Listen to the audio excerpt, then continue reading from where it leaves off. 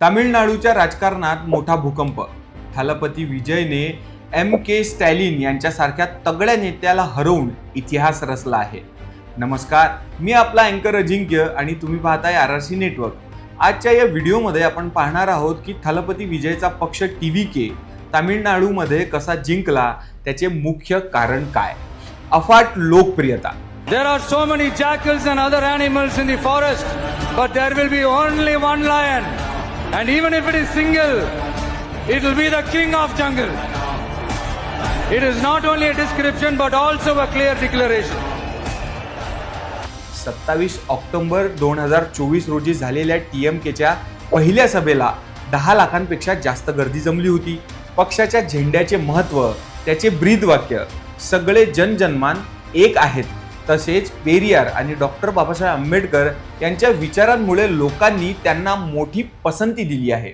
51 वर्षीय विजय यांची तरुण वर्गात, विशेषतः 20 ते 29 वयोगटातील मतदारांमध्ये मोठी क्रेज आहे. जवळपास 68% तरुण मतदारांनी TVKचा पर्याय निवडला.